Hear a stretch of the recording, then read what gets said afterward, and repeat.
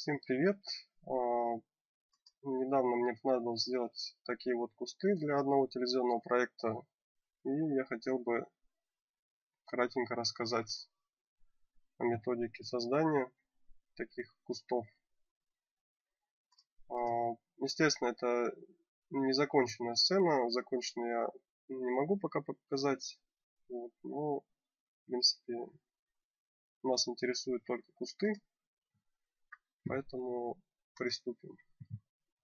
Что нам понадобится? Нам понадобится, очевидно, мы видим здесь иконки крокодила, просто и для создания стволов.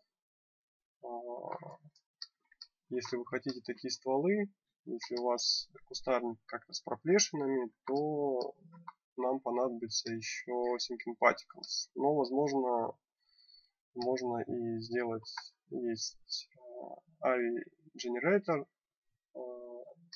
еще какие-то плагины. Ну, я сделал Sinking Particles, потому что у меня есть готовый инструмент для этого.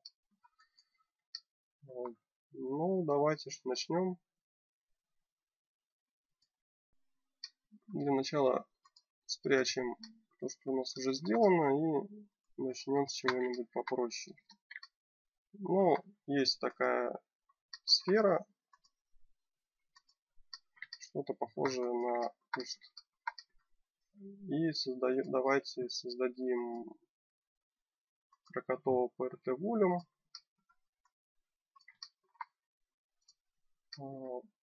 Пикнем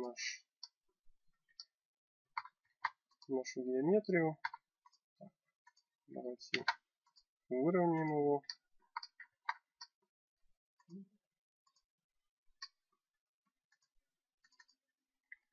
Сделаем Displaced Box.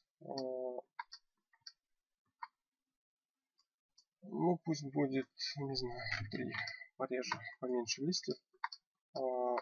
Создадим Frost.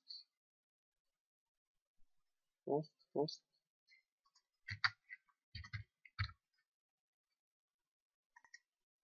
Ага. Sandbox. Пикнем наш лоудер. И давайте переключим Meshing Geometry. Здесь пикнем кастомную геометрию. И укажем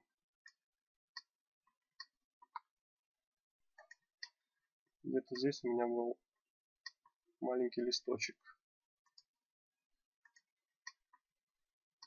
Смотрим, что получилось. Ну, слишком большие листья, давайте их поменьше сделаем. И будет 2. Ну, нет. Давайте рандомайз сделаем им по размеру. Ну вот наши листья. Теперь как это дело ориентировать? Здесь давайте посмотрим, какие опции есть по ориентации. Orientation. Specify. Use Vector Channel. И будем использовать нормаль. Ну, вот наши листики выровнялись по нормали. Не совсем то, что мы хотели, поэтому давайте выберем наш PRT Volume и навесим на него Magma Modifier и немножечко подкорректируем нормали, чтобы эти листочки смотрели вверх. Точнее, чтобы они был некий бленд между двумя векторами, между up вектором и нормалью. Давайте как-нибудь я сделаю упорядочу, чтобы было все видно. Create out ноде. Очевидно, нас интересует normal. Нам нужна исходная нормаль. Input channel. Color. Normal. Normal. Ну, вот. Ну, давайте просто соединим, увидим, что ничего не испортилось. Давайте поставим автоапдейт, выделим frost, поставим ему, чтобы он апдейтил. На самом деле почему-то не отрабатывает он Magma Modifier. То есть когда что-то меняется в частицах через Magma Modifier, frost, несмотря на то, что стоит, когда партикла изменилась, ну, когда партиклы изменились, апдейтить, он не апдейтит. Нужно все время его пинать. Вот, force report мы видим, что по-прежнему по нормалям листы выровнялись. Ну, давайте сделаем бленд между up вектором и нормалем. Нормалью. Функция blend двух векторов. Пусть будет нормаль. Так. Input value. Ну, я не великий повелитель MagmaFlow. Тут все можно на клавишах. Поэтому я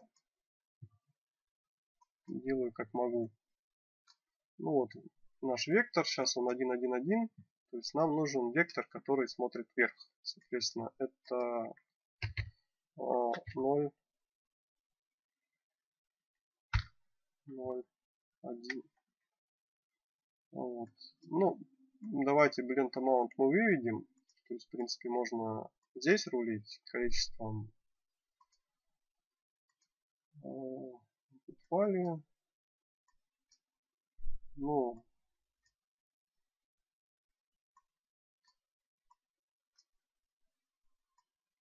пусть будет 0,5 пополам.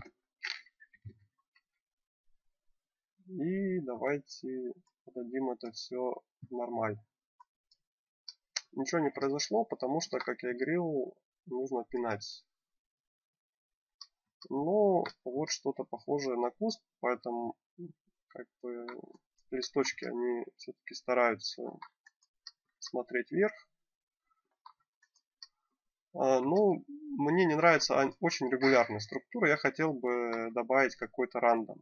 Соответственно, нам нужна какая-то нойзовая функция и еще один бленд. Давайте вот это скопируем. Скопируем, я сказал. Ctrl-C, Ctrl-V.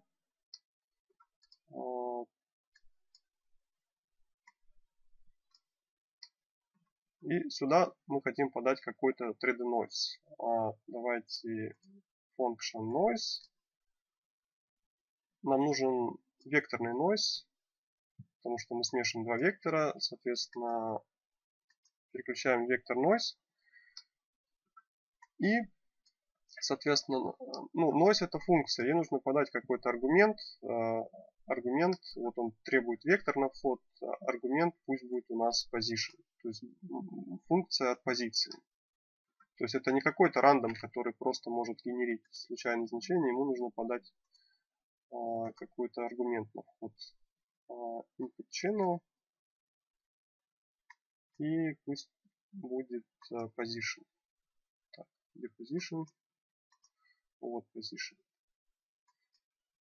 Position вектор. Ну, как-то так. Давайте. И снова пнем force report update. Ну, вот, в принципе, почти то, что я хотел.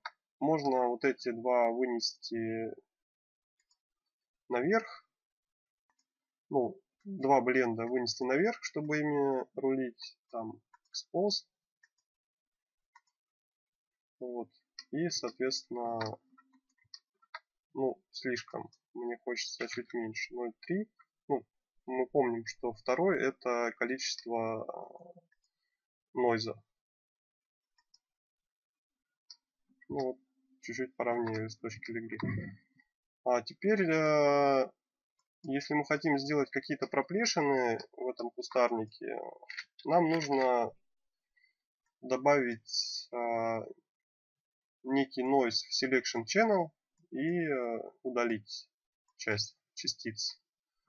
Давайте создадим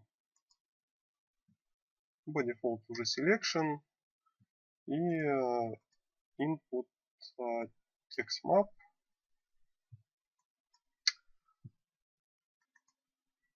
TextMap это вектор. Вектор нам нужно разбить на конверт, наверное, да, breakout. То есть selection это float, скалярное значение. Теперь нам нужно сюда какой-то noise. От texture map noise и тут material editor. Давайте его снизу подожмем. Я хочу, чтобы он был фрактальный и размер, не знаю. Ну, я просто уже знаю, какие значения вбивать. Ну, теперь вот у нас произошел там какой-то selection, мы его не видим. Но если мы сверху на Krakatoa, точнее на Parte Volume навесим Krakatoa Delete Modifier, то все, что белое, оно удалится. То есть значения в Selection Channel больше там, нуля, они подлежат удалению. Так, что у нас? Выделим Parte Volume и Krakatoa Delete Modifier. Ну, допустим, как-то так. Ну, видно, что удалилось. Естественно, можно там как-то этот noise миксовать. Например, сюда еще один noise засунуть, более мелкий, там, чтобы какие-то листочки все-таки оставались. Но, как бы, идея понятна. Также полезно еще задать какой-то noise в color, потому что если мы посмотрим, то мы видим здесь какую-то неравномерность в свете. Там видно, что здесь зеленее, желтее. То есть это все тоже устанавливается на этапе PRT Volume. Соответственно, добавляется еще color. И тоже какой-то, ну, допустим, этот noise называть selection. Вот. И создать еще один textmap.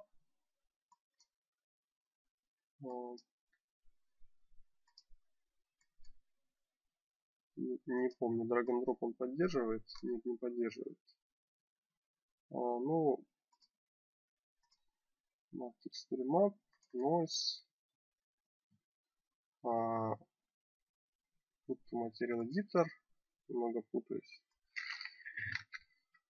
Ну, пусть будет он чуть помельче, не знаю, 15, и тоже фрактальный, и назовем это color.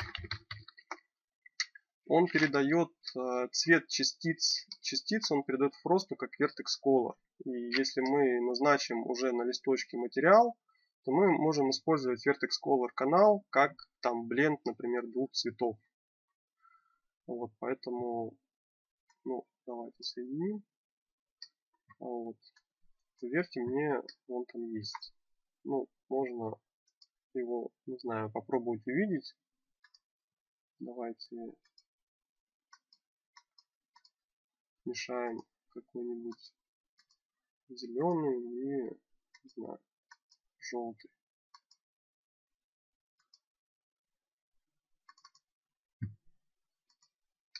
И попробуем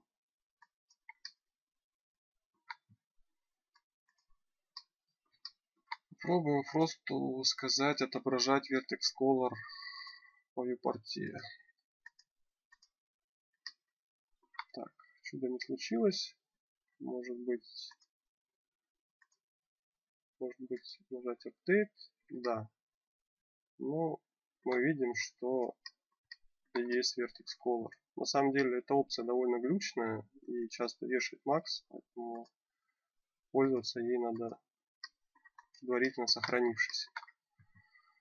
Ну, собственно, все. Все, что касается листьев, мы разобрали. Давайте посмотрим, как сделать ветви. Итак, давайте посмотрим, как устроены ветви. Закроем. Как я говорил, ветки сделаны Syncing Particles. Ну,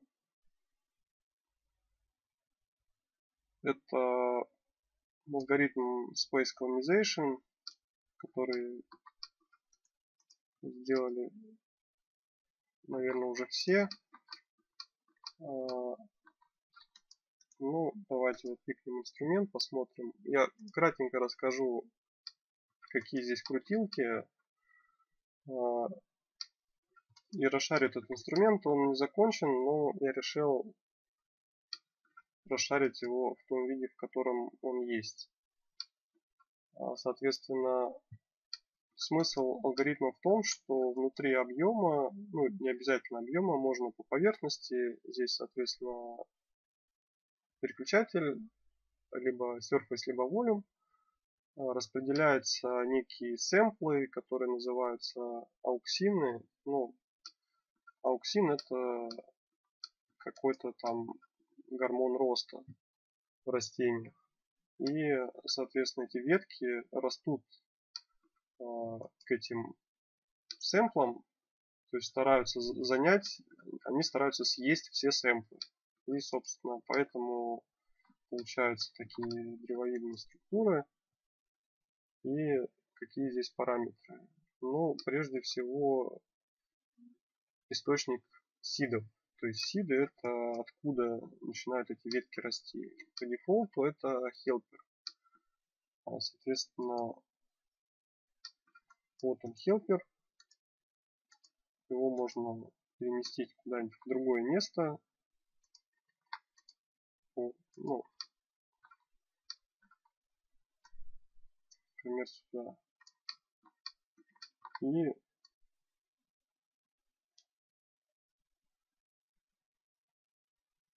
из него начинает расти ветка. Либо можно пикнуть объект. Ну, собственно, вот у меня здесь есть объект. И так. Я не переключил. Seed Position Surface.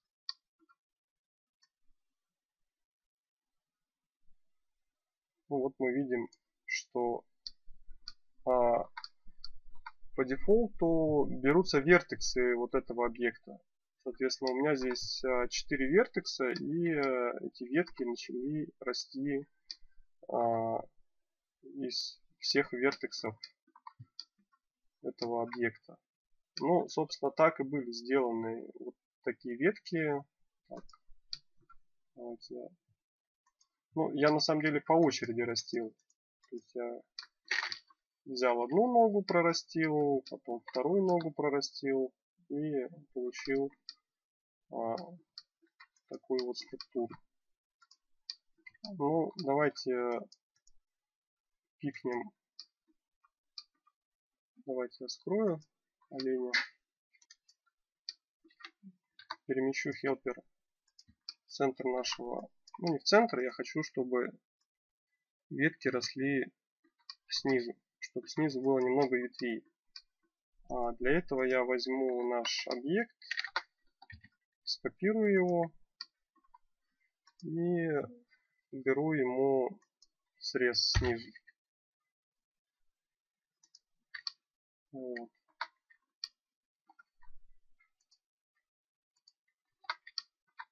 И так.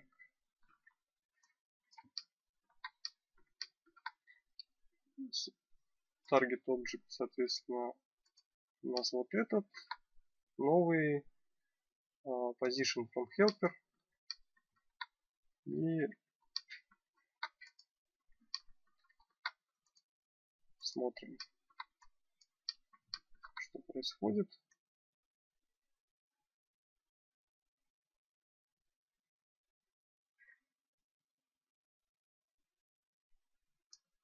Ну, видно, что что-то выросло. В принципе, вполне похоже на... Что здесь еще есть? Ну, количество сидов, это в том случае, если мы берем либо с Surface, либо с волюма количество источников наших веток. Число ауксинов, понятно, что если их сильно мало будет, то, допустим, не знаю, 5000. Смотрим. Чудо произрастания может не случиться.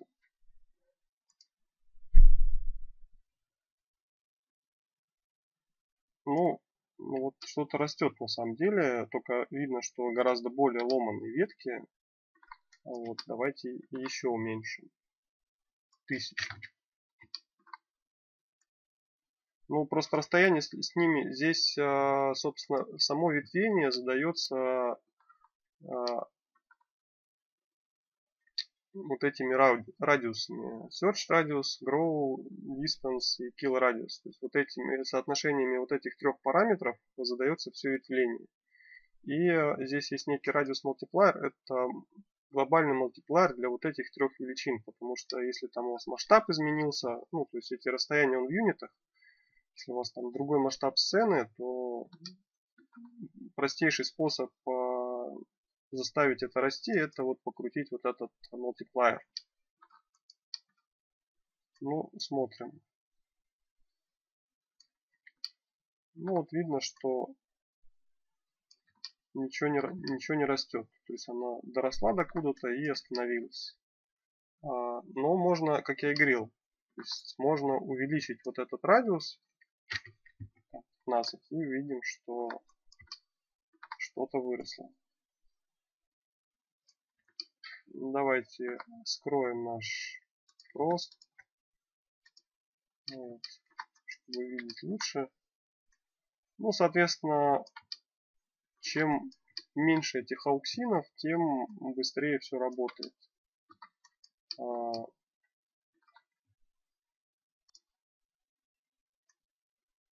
Что значит дилей? Дилей это задержка в кадрах, ну потому что видите, что растет оно, когда я дергаю таймслайдер. То есть это задержка перед началом ветвления.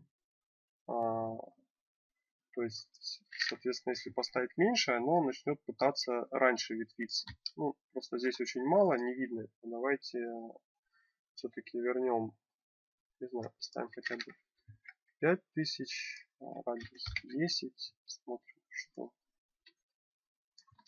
Ну вот видно, что ветвление начинается где-то с 5-го кадра. Если поставить задержку, не знаю, 50, то оно начнет ветвиться позже. Ну, соответственно, видно, что характер тоже меняется. У нас одна толстая ветвь и куча тоненьких. Вот. В общем, дилей это такой параметр. Он достаточно кардинально меняет на внешний, ну, влияет на вид. Да, инкремент это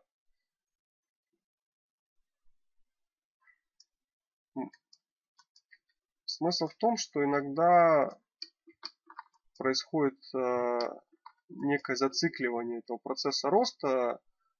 Есть, грубо говоря, два этих ауксина, и он там между ними бесконечно ходит. Чтобы эти ауксины со временем умирали, здесь вот этот, собственно, да, радиус. Если он быстрее, они начнут умирать быстрее. Ну, вот если поставить его в 0,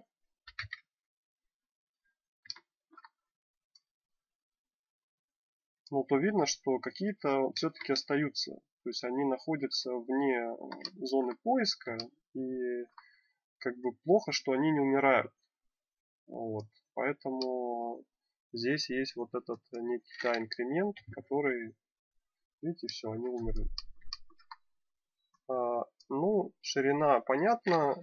Там я пытался сделать миллиард алгоритмов расчета ширины, потом все это дело там где-то оно осталось, но сюда не выведено.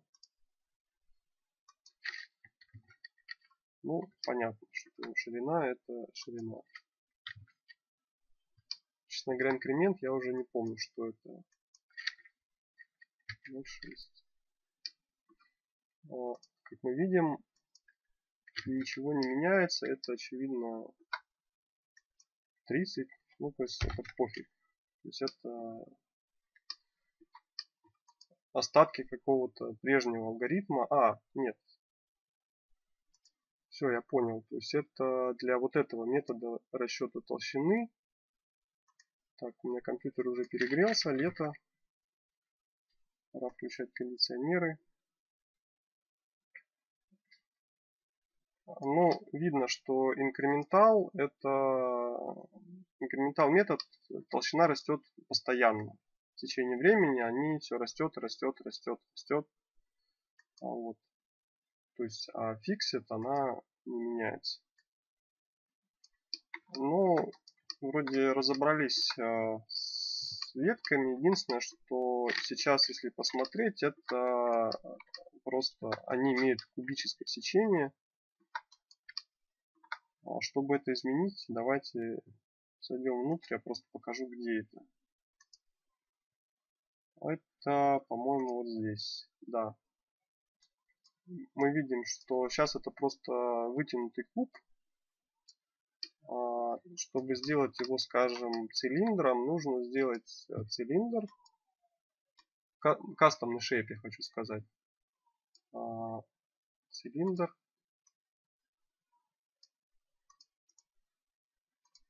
Цилиндр 1, 1, ну, не знаю, 8. Пикнуть этот цилиндр. Соответственно, этот надо выключить, а этот включить. Ой-ой-ой. Все сломалось. Сейчас, секунду. Все сломалось по той простой причине, что пивот должен находиться в центре объекта.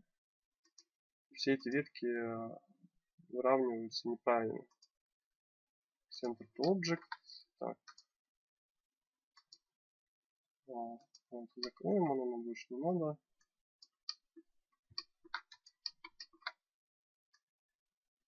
Ну вот. Мы видим, что сейчас какие-то ветки более-менее круглые.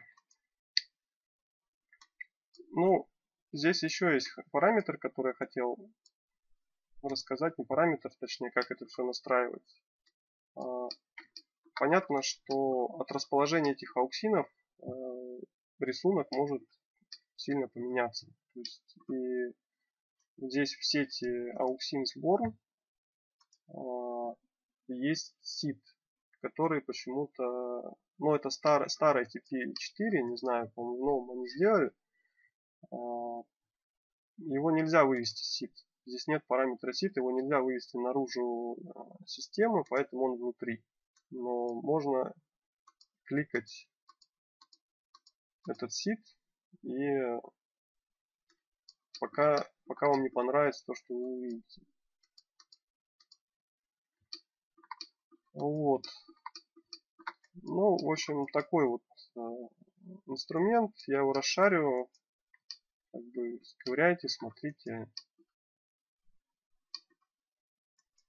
Может быть, нам тоже он пригодится.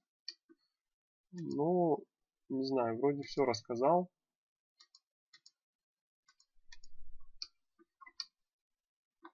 Как-то вот так вот он работает. И вроде можно делать какие-то неплохие штуки.